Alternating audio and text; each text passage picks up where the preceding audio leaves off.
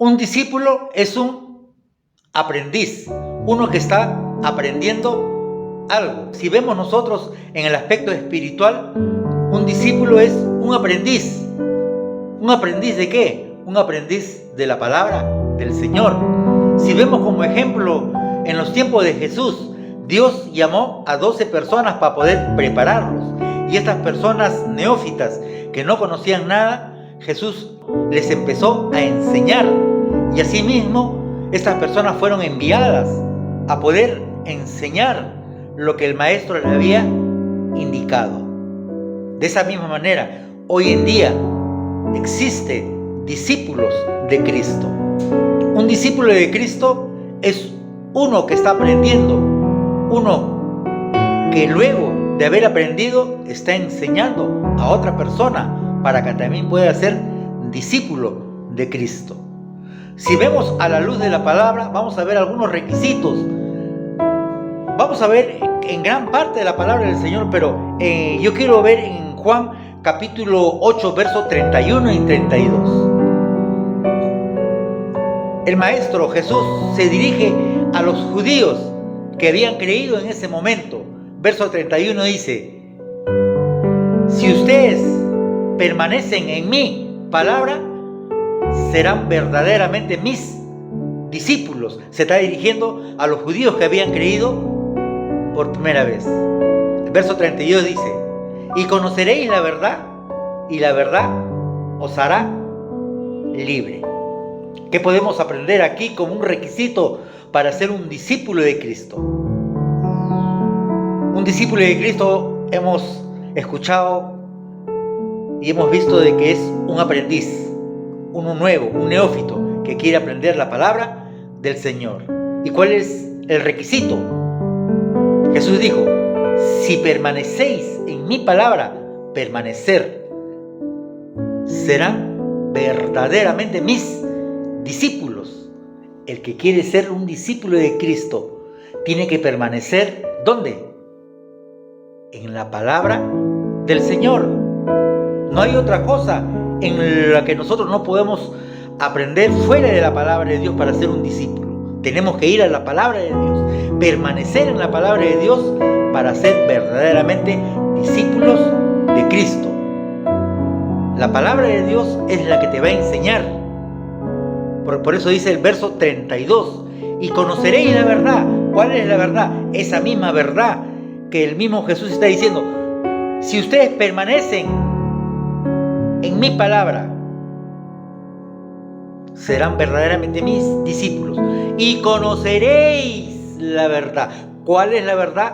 La verdad de Dios, la palabra del Señor. Y esa misma verdad, conoceréis la verdad, y esa misma verdad os hará libre. ¿Libre de qué? De todo engaño, de toda mentira que hoy en día nos están bombardeando con falsas enseñanzas, falsas doctrinas que están fuera de esa misma verdad que Jesús estuvo diciendo a sus discípulos: si ustedes permanecen en mi palabra, serán verdaderamente mis discípulos y conoceréis esta verdad que yo les estoy enseñando y serán libres de todas esas mentiras ya mencionadas. Si tú quieres permanecer en la palabra de Dios, te vas a convertir en un discípulo, porque un discípulo es un aprendiz, uno que quiere ser enseñado para luego después enseñar a otros lo que tú estás aprendiendo. ¿Y qué cosas estás aprendiendo? ¿Qué estamos aprendiendo? La verdad